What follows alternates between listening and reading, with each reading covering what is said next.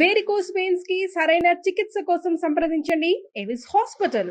నమస్తే రమగారు. నమస్తే జయ. రమగారు, చాలా మంది మీకు వాళ్ళ వ్యక్తిగత సమస్యలు ఉన్నప్పుడు మీతో పర్సనల్గా ఫోన్ కాల్లో మాట్లాడి ఆ సమస్యని నివృత్తి చేసుకొని మీ సలహా తీసుకుంటూ ఉంటారు కదా. వీటిలో ఫ్యామిలీ ఇష్యూసే ఎక్కువగా మీ దాకా వస్తూ ఉంటాయి కదా రమగారు. అపాయింట్మెంట్స్ బుక్ చేసుకొని మనం ఒక నెంబర్ ఇస్తూ ఉన్నాము. అంటే అఫీషియల్గా అందరి ముందు మాట్లాడలేని విషయాన్ని పర్సనల్గా మీతో మాట్లాడి మీ సలహా సూచన తీసుకుని దాన్ని సరిదిద్దుకుంటున్నారు. ప్రతి నెల మనం చాలా కేసెస్ ఇలాంటి ఇష్యూస్ చూస్తూ ఉంటాం. ఆడపడుచుల నుంచి వచ్చే ఇష్యూస్, ఎందుకంటే నాకు కామెంట్స్లోనూ చూస్తూ ఉంటాను, మీరు హ్యాండిల్ చేసే ఇష్యూలు కూడా ఉన్నాయేమో బహుశా అనుకుంటాను. కొత్తగా పెళ్ళయి వచ్చిన అమ్మాయికి ఆడపడుచుతో ఇష్యూ, దీన్ని ఎలా హ్యాండిల్ చేయాలి, అసలు ఎలా ముందుకు వెళ్ళాలి, గొడవలు లేకుండా ఉండాలంటే ఏం చేయాలి, ఇలాంటి ప్రశ్నలు వస్తూ ఉంటాయండి. ఈ రోజుల్లో పిల్లలు లేటెస్ట్ పెళ్లిళ్ళైన పిల్లల్లో కొంచెం తక్కువే ఉన్నాయి జయ. ఫ్రెండ్లీగా ఉంటున్నారు. పాతకాలపు పద్ధతుల్లో అంటే ఇప్పుడు పెళ్ళై ఒక 15 ఏళ్ళు అయింది అని చెప్పారనుకో, వాళ్ళకి ఆడపడుచుల ఇష్యూస్ కనపడుతున్నాయి. ఈ 5-6 ఏళ్ల క్రితం 4-5 ఏళ్ల క్రితం పెళ్లిళ్ళైన వాళ్ళల్లో ఆడపడుచు ఇష్యూస్ నేను విన్నవి తక్కువే, కానీ ఉన్నాయి. అవి కూడా మనం చెప్పాలి, ప్రత్యేకంగానే ఉంటున్నాయి. సో ఇక్కడ పేర్లు మనం ప్రస్తావించట్లేదండి. జనరల్ గా అయితే ఏం చేయాలి, పర్సనల్ గా ఇష్యూ ఉన్న వాళ్ళు మీకు ఎట్లానో కాల్ చేస్తారు, మీరు పర్సనల్ గా మాట్లాడతారు. పేర్లకి ఏం చేయాలి, సార్వజనీయమైన సమస్య. ఎప్పుడు కూడా ఒక వైద్యుడు ఆపరేషన్ చేయించుకున్నట్ట కాలు మీద ఒక కాయ వచ్చింది, ఎంత నొప్పిగా ఉందోట.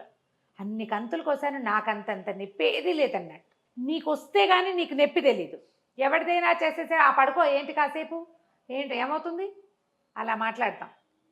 మనకొస్తే ఆ నొప్పి తెలుస్తుంది, మనకు నొప్పి తెలుస్తుంది. కానీ ఆ నొప్పి తెలిసినా కూడా మళ్ళీ అవతల వాళ్ళ దగ్గరికి వెళ్ళేసరికల్లా అది నొప్పిగా భావించరు. ఇది ప్రత్యేకంగా ఆడవాళ్ళ స్పెషల్ క్వాలిటీ చేయ. మనం పురాతన కాలం నుంచి ఇప్పటికీ మనం అదే జాతి వాళ్ళం అయినప్పటికీ నిష్కర్షగా మాట్లాడుకోవాల్సిందే ఇందులో. ఇది స్త్రీల ప్రత్యేకత. వీళ్ళకి ఎప్పటికీ నా కూతురు కోడలు ఒకటే అని అనిపించదు. అందులో నువ్వు నేను కూడా ఇది కాదు చేయ. పెద్దవాళ్ళు అయ్యే కొందికి ఏ పని చేయని తన కూతురు, ఏ బాధ్యత లేని తన కూతురు తనకు ఓకే. తప్పు కాదు, తప్పో ఒప్పో ఓకే, నా కూతురు కాబట్టి నేను యాక్సెప్ట్ చేసి ఉంచుకుంటా. దాన్ని ఏమన్నది వెందు. కోడలు మాత్రం గీతలు దాటకూడదు, వినేయాలి, మాట వినాలి. తన మొగుడు కొడుకు మాట వినాలి, తన మాట వినాలి, ఒద్దిగ్గా ఉండాలి, బుద్ధిగా ఉండాలి, డబ్బులు అధికంగా ఖర్చు పెట్టకూడదు, పుట్టింటికి అతిగా వెళ్ళిపోకూడదు, ఎక్కడికి తన పర్మిషన్ లేకుండా ఏమీ చేయకూడదు, తన కన్నుసన్నల్లోనే ఉండాలి. అదే తన కూతురు అత్తవారింటికి వెళ్ళకపోయినా ఓకే, అత్తారింట్లో పని చేయకపోయినా ఓకే, మొగుడితో సరిగా ఉండకపోయినా ఓకే, మొగుడిని కాలు కింద కుక్కని చేసినా ఓకే, చేయాలని కూడా కోరుకుంటాడు. ఇదే పాయింట్ నా కోడల విషయంలో నేను ఎందుకు అనుకోను అని ఏ ఆడ మనిషి ఆలోచించదు. లోక సహజంగా అయిపోయింది కదా, చాలా లోక సహజంగా అయిపోయింది. మా పిల్ల అత్తారింటికి వెళ్ళదు, కోడలు మాత్రం మా ఇంట్లో పని చేయాలి. మా పిల్ల అత్తారింట్లో కష్టపడలేదు, దాన్ని వేరే కాపురం పెట్టాలి. కూతుర్ని తన ఇంటి దగ్గరే ఉంచుకోవాలి, తనతోటే ఉంచుకోవాలి, తనే చూసుకోవాలి. కూతురు పిల్లలకి తనే ఇంపార్టెంట్గా ఉండాలి. అలాగే కోడలికి ఏ పని చేయరు, వీళ్ళు ఏ హెల్ప్ చేయరు. కోడలు పుట్టింటికి వెళ్ళకూడదు, కోడలు రూపాయికి పుట్టింటికి తినకూడదు. ఎంతమంది ఉంటారో తెలుసా జయ ఇట్లా. కోడల్ని కూతుర్ని సమానంగా ఎప్పటికీ చూడలేం జయ, అది జరిగే పని కాదు. అలా ఎందుకంటే చెప్తా నేను, అది డిస్కషన్ కాదు కదా, ఇది నా మెయిన్ పాయింట్లు ఇవి. ఎప్పుడు కూడా మన కూతురు మనకి సొంతది, అది ఏం చేసినా మనకు అలవాటుగా ఉంటుంది. దీన్ని కరెక్షన్ చేయలేమని మనకు తెలుసు కాబట్టి కరెక్ట్ చెయ్యం, అంతే. అది ఈ బయట నుంచి వచ్చేసరికల్లా ఏమనిపిస్తుందంటే, ఈ అమ్మాయి మన ఇంట్లో ఉండడానికి వచ్చింది కాబట్టి మన మాట వినాలనిపిస్తుంది. ఇప్పుడు నేను అనేది ఏంటంటే, అత్తగారే అలా ఉండటం వల్ల ఈ ఆడపడుచులు ఈ పిల్లలిద్దరు ఎందుకు సఖ్యతగా ఉంటారు, అది కదా పాయింట్. ఇంకేముంటారు సఖ్యత, ఆవిడకే ఆ ఫీలింగ్ లేనప్పుడు ఈ కొత్త పిల్లలు ఇద్దరు కలిసిమెలిసి ఒక వయసు ఉంటుంది ఇంచుమించుగా, వాళ్ళిద్దరు ఎక్కడ కలిసిమెలిసి ఉండగలుగుతారు? కలిసి ఉండరు. పైగా నీ వల్ల మా అన్నయ్య మాకు దూరం అయిపోయాడు అంటారు. నువ్వు ఎందుకు చేస్తారు పెళ్ళిళ్ళు, ఎందుకు చేసుకుంటారు? వాళ్ళిద్దరు కలిసి ఉండాలని కదా. మీ వాడికి ఒక తోడు ఉండాలి. వాడు నీకు చిన్నప్పుడు నీతో ఉన్నట్టుగానే ఎంతసేపు నీతోటే ఉంటే ఇక వాడు పెళ్ళంతో ఎప్పుడు స్పెండ్ చేస్తాడు? అప్పుడు పెళ్లి చేయకుండా ఉండాలి. మారిపోయాడంటారు, ఇదివరకు అట్లాగా స్పెండ్ చేయట్లేదంటారు, ఇదివరకు అట్లాగా మాకు అన్నీ నీకు కూడా కొనిపెట్టాలంటే పెళ్ళానికి ఏం కొనిపెడతాడు వాడు? ఎంతసేపు ఎప్పుడు నీకే కొనిపెడుతుంటే ఈ కట్ చేసుకోరు. అసలు కొన్ని ఇళ్లలో భార్యాభర్తలను ఒక చోట ఉండనివ్వకుండా చేసే ఆడపిల్లలను కూడా చూశాను నేను. ఎంత ఘోరం. ఉన్నారు అట్లాగే. మనం వీళ్ళకి పెళ్ళెందుకు చేసామని ఆలోచించారు. తల్లుల దగ్గర ఉంది కదా ఇది. తర్వాత రమ్మగారు వాళ్ళ పిల్లలకి ఈ అబ్బాయి ఎక్కువ ప్రయారిటీ ఇవ్వాలి, పూర్తిగా తనే చూసేసుకోవాలి. మావయ్యే ఆడపిల్లల పిల్లల్ని సమస్తము జరపాలి, అన్నీ అన్ని జరగాలి. అతని పిల్లలు వస్తే వీళ్ళేం చూడరు. తుమ్మినా దగ్గినా కూడా మావికే, మళ్ళీ ఉన్న అత్తతో సంబంధం ఉండదు. సంబంధం ఉండదు. ఇలాంటి లక్షణాలు కనపడతాయి. ఇవన్నీ ఏంటంటే టేకెన్ గ్రాంటెడ్గా చేసుకోవటం ఒకటి, యాక్సెప్టెన్సీ లేకపోవటం రెండోది. తల్లి పెద్ద ఆవిడ ఉంది చూసావా, ఆవిడ సపోర్ట్ చేయటం. ఆవిడ ఆ తల్లులు పెద్దవాళ్ళు అయ్యాక నేను ఇలాగే బయట ఇంటి నుంచి వచ్చాను, నా పిల్ల ఇలాగే బయట ఇంటికి వెళ్ళింది, ఈ అమ్మాయి కూడా మన ఇంటికి అలాగే వచ్చింది, మనం కావాలని తెచ్చుకున్నాం, రేపు మన లైఫ్ ఇదే అన్న జ్ఞప్తి ఉండదు. ఆడపిల్లలకి విపరీతంగా ఇంపార్టెన్స్ ఇస్తారు. వాళ్ళకి వేరే ఇల్లు మారిపోతుంది. నేను ఇంకోటి కొత్తగా వింటుంటాను రమ్మగారు, ఏమన్నా మాకు అది ఏడ్ చేస్తుంది, తల్లి అనేస్తా ఉంటుందండి. ఏమనకూడదు, ఏడ్ చేస్తుందని ఈవిడే ముందు హింట్ ఇచ్చేస్తుంది అనమాట. ఓహో ఏడవాలా అని తను తెలుసుకోవటం, ఏడ్ చేసిద్దేమోనని అన్నయ్యో తమ్ముడో ఫీల్ అయిపోవటం, ఎప్పుడు ఊరుకోవటం. అవునవును. ఎంత మాట పడితే అంత మాట తను అనేయొచ్చు, కానీ ఆ అమ్మాయిని బాగా చూసుకోవాలని తల్లి ఎప్పుడు కొడుకు చెప్పదు. అంతేగాని నువ్వు అన్నయ్యతో సరిగ్గా ఉండు అని చెప్పదు. ఈ అన్నయ్యతో వదినతో బాగుండు అని చెప్పని తల్లుల సంఖ్య విపరీతంగా ఉంది జయ. అవునండి. నువ్వు ఇట్లా బిహేవ్ చేస్తే ఎట్లా, ఇది తప్పు కదా, నువ్వు రేపొద్దున పెళ్లి చేసుకుని ఎట్లా అడ్జస్ట్ అవుతావు, ఇలా ఎందుకు బిహేవ్ చేస్తావు అని ఆడపిల్లల్ని కరెక్ట్ చేయరు.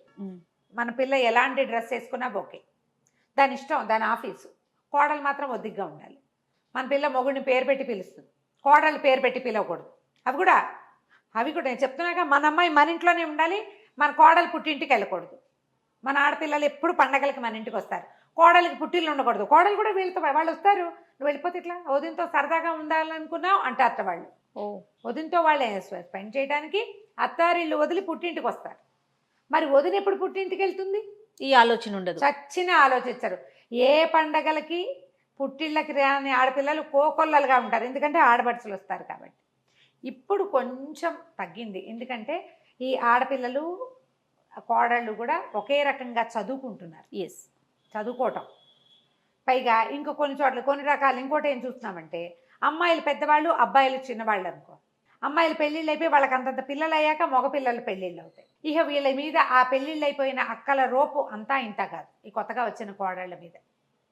ఆల్రెడీ అంతా ఇంత అయిపోయిన మేనల్లులని మేనకోడళ్ళని ఎత్తుకోవడం పెంచుకోవడం అన్నీ మావేలే చేస్తారు. సరదా కూడా ఉంటుంది కదా. ఇప్పుడు తనకి పెళ్లి కానంతసేపు సరదా ఉంటుందండి, తనకంటూ సంతానం కలిగితే. పిల్లలు పుట్టాక కూడా ఆ టాప్ ప్రయారిటీ ఆ పిల్లలకే ఇవ్వాలను. ఇలాంటి సమస్యలతోటే ఈ ప్రాబ్లమ్స్ వస్తాయి జయ. ఇంటికి పెద్దవాళ్ళు ఒక మగపిల్లాడికి పెళ్లి చేసేటప్పుడు ఇవి మాట్లాడుకోవాలి. వదినొస్తే అన్నయ్య వేరైపోతాడు అని చెప్పడం కాదు, అన్నయ్య కూడా ఒక లైఫ్ వాడి సెపరేట్ది స్టార్ట్ అవుతుంది అని చెప్పాలి. నువ్వు వీళ్ళతో బాగా ఉంటే రేపు నీకు జరుగుతుంది బాగా అని చెప్పాలి. వదినతో ఫ్రెండ్షిప్ చేస్తేనే రేపొద్దున అన్నయ్య నీతో ఉంటాడని చెప్పాలి. ఖచ్చితంగా చెప్పాలండి. ఈ చెప్పకుండా దాన్ని కంట్రోల్ చేయాలని చూస్తారు. కొన్నాళ్ళకైనా ఓ 10 ఏళ్ళకో 15 ఏళ్ళకో ఆ అన్నయ్య పిల్లలు పెరుగుతారు, ఆటోమేటిక్గా వదిన సంసారం వదిన చేతిలోకి వెళ్ళిపోతుందని గ్రహించుకోపోతే ఎట్లా? ఒకే ఊళ్ళో అక్కలు అక్క చెల్లెళ్ళు అన్నదమ్ములు ఉన్నారనుకో, రోజు సాయంత్రం వేసరికి అక్కింటికో చెల్లింటికో వెళ్ళిపోతుంటాడు అబ్బాయి, పెళ్ళాన్ని ఇంట్లో వదిలేసి. లేకపోతే మా అక్కింటికి వెళ్దాం, లేదా మా చెల్లింటికి వెళ్దాం. ఇక వేరే ప్రపంచంలో నింటూ వాళ్ళకే ఎందుకు వెళ్ళాలని అనుకుంటారు వీళ్ళు. పెళ్ళికాక ముందంతా వెళ్ళా, ఇప్పుడు వెళ్ళకపోతే బాగుండదంటారు. ఈ అక్కో చెల్ల ఒరే రోజు మా వెనకాల తిరుగుతా వెంటనే మీ ఆమె చూసుకుని సినిమాకి వెళ్ళి చికారుకి వెళ్ళి అని చెప్పరు. వాడు 2-3 రోజులు రాకపోయాడంటే ఇంకేముంది మార్చేసింది అంటారు. మన మొగుళ్ళు మనతో ఉండాలి, మన తమ్ముడు కూడా మనతోటే ఉండాలి. ఎంత అన్యాయం కదా, ఎంత సెల్ఫిష్నెస్ చేయాలి. మరి మారాలి కదా. ప్రజలు ఆడవాళ్ళు దీని మీద ఆలోచించాలి, ఖచ్చితంగా ఆలోచించుకోవాలి. ఇంకా ఉన్నాయి. తమ్ముడు ఫారెన్ వెళ్ళాడు అనుకో, ఎక్కడికో వెళ్ళాడు, అక్కయ్యో చెల్లో కూడా అక్కడికి వెళ్ళి సేమ్ ప్లేసు ఆ పక్క ఇళ్లలోనే ఉండాలి. మా అమ్మాయి మా అబ్బాయి ఒకచోటే ఉండాలని కోరుకుంటారు తల్లిదండ్రులు. అది కోడలు ఛాయిస్ లేదు. ఇంకా ఆ అమ్మాయికి తన జీవితం ఎలా ఉంచుకోవాలి, తన భర్త తను ఎక్కడ ఉండాలి, అవేం ఆలోచన లేవు. ఆవిడ నువ్వు అక్కతోటే ఉండాలి, లేదా నువ్వు చెల్లితోటే ఉండాలి. చెల్లిని పైకి తీసుకురావాలి, చెల్లిని నీ దగ్గరే ఉంచుకోవాలి. చూసుకోవద్దా? చూసుకోవాలంటే పక్కింట్లో ఉండాలి. ఒక్కింట్లోనే ఉండాలనే వాళ్ళు కూడా ఉన్నారు. ఇక ఎవడు బతుకు వాడు బతకడు, వీళ్ళు బతకరు. కొన్నాళ్ళకి తగాదాలు. ఇదివరకు కొట్టు చచ్చినా కలిసి ఉండేవాళ్ళమ్మా. ఈ రోజున కలిసి ఉండే రోజు కాదు. ఏ పోట్లాట వచ్చినా, ఏ తగాదా వచ్చినా, ఏ సహించలేని తనం వచ్చినా తెంపుకుపోయే అవకాశాలు కనపడుతున్నాయి. అన్నా చెల్లి తెంపుపోరు, మొగుడు పెళ్ళని తెంపుపోతారు కదా. మరి ఇప్పుడు అమ్మ మన కర్మ ఏంటంటే అన్నా చెల్లి తెంపుకు పోయే వాళ్ళు కూడా కనపడుతున్నారు. అవునండి, చూస్తూ ఉన్నాం. మాట్లాడరు, అన్నయ్య తమ అన్నలు అక్కచెల్లెలు అన్నదమ్ములు మాట్లాడుకోరు, సంవత్సరాల తరబడి కలవరు, ఏ హెల్ప్ చెయ్యరు. చిన్న చిన్న విషయాలకి మొదలుపెట్టి చిలికి చిలికి గాలివాన చేసి రక్త సంబంధాన్ని తెంచేసుకుంటారు. ఆ పెళ్ళామే దేవత అనుకుంటారో మరి ఏమనుకుంటారో తెలియదు. ఆడవాళ్ళ పాత్ర ఎక్కువగా ఉంటుంది ఇందులో, తెంచేయటంలో మగవాళ్ళ పాత్ర కంటే వాళ్ళ పెళ్ళాల పాత్ర ఎక్కువ ఉంటుంది. ఇటువైపు విషయంలో మొగుళ్ళ పాత్ర ఎక్కువగా ఉంటుంది. వీళ్ళు కాకపోతే నాకెవరు అన్న ఊహ అసలు చేయనే చేయరు.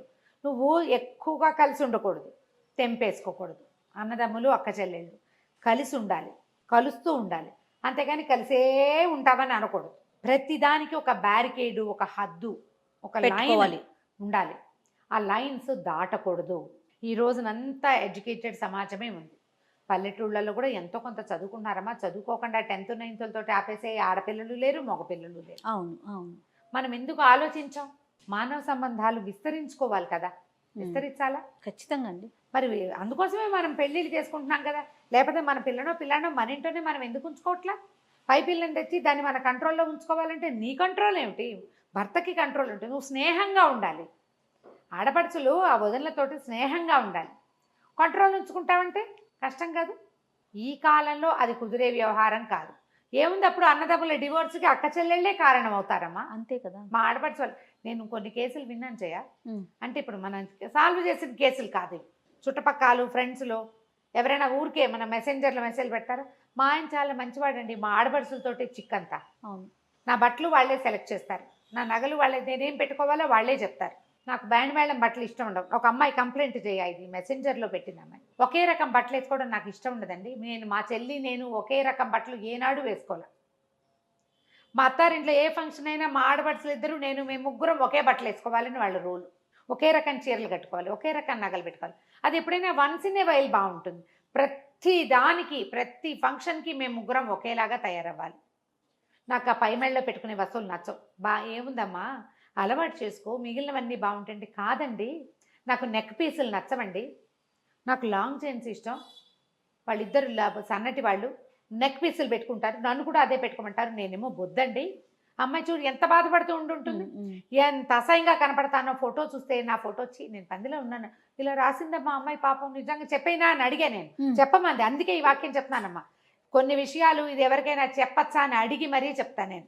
అంతే కదా, పర్సనల్ కదా రమ్మగారు. పర్సనల్.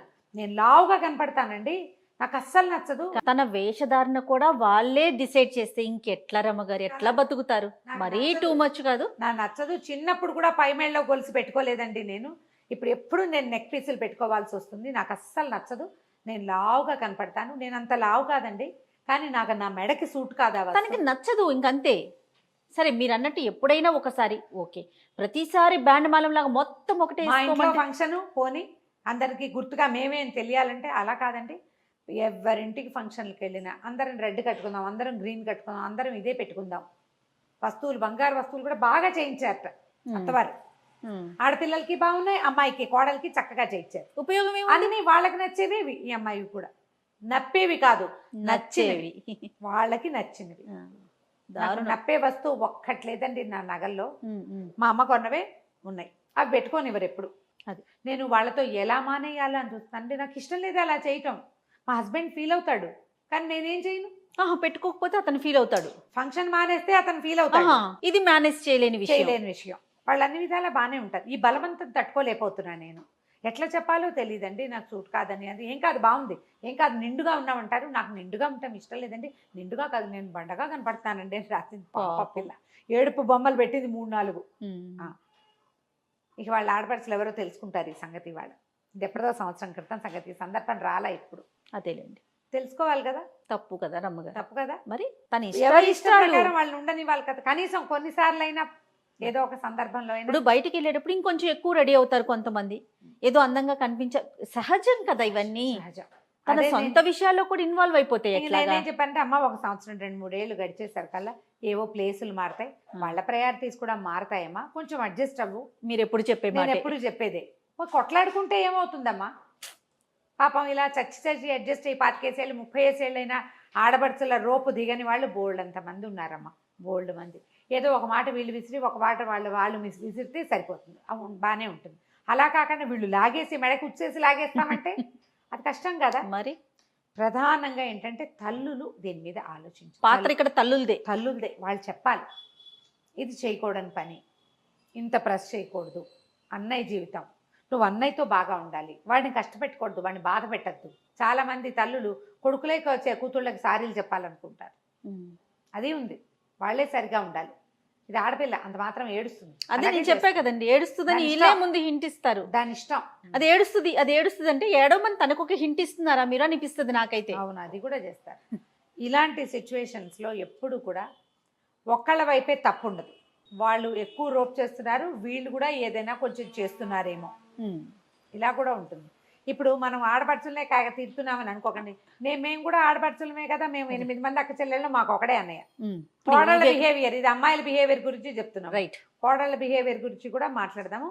ఈ రోజుల్లో ఆడపిల్లలు మీ అన్నదమ్ములకి వివాహాలు అవుతూ ఉంటే అన్నయ్య కొత్త జీవితాన్ని మొదలు పెట్టబోతున్నాడని అర్థం చేసుకోవాలి. ఒక పార్ట్నర్ని తెచ్చాం, లైఫ్ లాంగ్ ఆ అమ్మాయితో అతను కలిసి ఉండాలి. ఆ అమ్మాయి మీ అమ్మా నాన్నల్ని కాచుకోవాలి, మిమ్మల్ని ముద్దుగా ముచ్చటగా చూసుకోవాలి. రేపు పొద్దున మంచి చెడు చేయాల్సిందే ఆ అమ్మాయే చేయాలి. కాబట్టి మీరు వచ్చిన అమ్మాయిని చక్కగా చూసుకోండి, మీరు అన్నట్టు ఫ్రెండ్లీగా. అంతే రమ్మగారు. అమ్మాయికి పీటేసి పట్టాభిషేకం చేయక్కర్లేదు. మంచిగా అమ్మాయిని మనలాంటిదే ఈ అమ్మాయి కూడా, బయట నుంచి వచ్చింది మన ఇంటికని ముద్దుగా చూసుకున్నారనుకో, అన్ని ముద్దు ముచ్చట్లు బాగా జరుగుతాయి. కాదు రమ్మగారు, మన అమ్మ నాన్న కొన్ని రోజులతో ఆగిపోతారు, వాళ్ళ ప్రయాణం ఆగిపోతుంది. మనము మన ఇంటికి వచ్చిన అమ్మాయి కదా, ఇంకొంచెం ముందుకు వెళ్తాము. రేపటి రోజున తను కదా చేయాలి. అన్నకి తమ్ముడుకు ప్రయారిటీ ఇస్తారు రమ్మగారు, ఆ ఉన్న అమ్మాయికి ప్రయారిటీ ఇవ్వరండి. అది పొరపాటు, తప్పు. అట్లా తన మనసులో అది పడిపోయింది అనుకోండి, తను దేనికి రియాక్ట్ కాలేకపోతుంది. రియాక్ట్ కాదు, మీతో ఫ్రెండ్లీగాను ఉండలేకపోతుంది. మానవ సంబంధాలు దెబ్బతినేసినాయి చూడు. అంతే కదా. దానివల్ల మీ పిల్లలు కూడా వాళ్ళ కజిన్స్ ని కోల్పోతారు. ఓకే రమ్మగారు, నమస్తే. నమస్తే.